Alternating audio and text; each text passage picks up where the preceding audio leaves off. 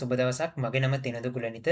ඉතින් අද අපි බලන්න යන්නේ අපේ myproducts.php ෆයිල් එකේ process එකට අදාළ දේවල් සිද්ධ වෙලා තියෙන්නේ කොහොමද කියලා. ඉස්සෙල්ලා අපි බලමු මේක වැඩ කරනවද කියලා. ඉතින් ඔයාලට බලා ගන්න පුළුවන් මෙන්න මේ added product කියන බටන් එක press කරාට පස්සේ product එකක් add කරගන්න පුළුවන් ඒ section එකට අපිට යන්න පුළුවන්. ඒකෙම තමයි අපිට ආයේ මේකට ආවට පස්සේ අපිට මෙන්න මේ විදිහට අපේ දැනට ඇඩ් කරගත්ත ප්‍රොඩක්ට්ස් බලා ගන්න පුළුවන්. ඒ වගේ මෙතන පේජිනේෂන් පාර්ට් එකක් ඇඩ් කරලා තියෙනවා. ඉතින් එතනින් අපිට පුළුවන් අපේ තියෙන හැම ප්‍රොඩක්ට් එකක්ම මේ විදිහට view කරගන්න. බලා ගන්න පුළුවන් මෙන්න මේ වගේ පේජිනේෂන් පාර්ට් එකකුත් හදාගෙන තියෙනවා. ඉතින් ඒකෙන් අපි දැනට ඇඩ් කරගෙන තියෙන සියලු ප්‍රොඩක්ට්ස් ටික අපිට බලා ගන්න පුළුවන්. ඒ වගේම අපි මෙතනදී sort ප්‍රොඩක්ට්ස් එකක් හදාගෙන තියෙනවා. ඉතින් ඒකෙදි මම මෙන්න මේ S එක ක්ලික් කරලා ඊට පස්සේ මෙන්න මේ විදිහට දෙනවා. ඊපස්සේ අපි මේක sort කරලා බලමු. ඔයාලට බලා ගන්න පුළුවන් අපේ products ටික මේ විදිහට sort වෙලා තියෙනවා. ඒ වගේම අපි ආයේ එක පොඩක් වෙනස් කරගෙන බලමු. ඔයාලට බලා ගන්න පුළුවන් මේකට අදාළ කරන products බලා ගන්න නැති නිසා අපිට එහෙම product එකක් හොයාගන්න නැති නිසා අපිට product එකක් add කරන්න මේ විදිහට අවස්ථාවක් දීලා තිනවා. හරි අපි බලමු කොහොමද මේකේ process එක සිද්ධ වෙලා තියෙන්නේ කියලා.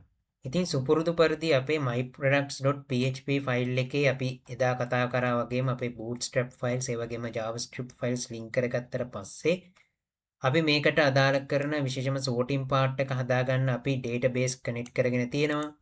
ඒ වගේම user image එක ඒ වගේම අපේ user ට අදාළ කරන data වලට මතක ඇති navigation bar එකේ update වෙනවා.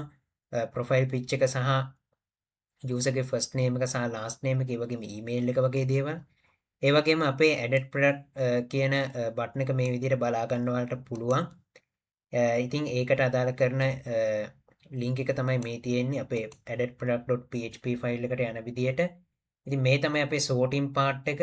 ඉතින් මේ sorting part එකේ quantity එක ඒ වගේම time එක condition එක වගේ දේවල් check කරගන්න පුළුවන් විදිහට තමයි මේවා හදලා තියෙන්නේ.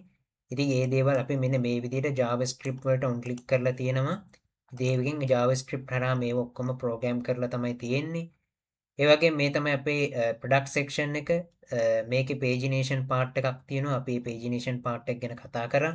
ඒ වගේම අපි product එකට අදාළ කරන image update වෙන section සහ ඒ product එකට අදාළ කරන details update වෙන විදිහට මෙන්න මේ විදිහට අපි මේව හදලා තියෙනවා. අපේ database වලට අදාළ දේවල් connect කරලා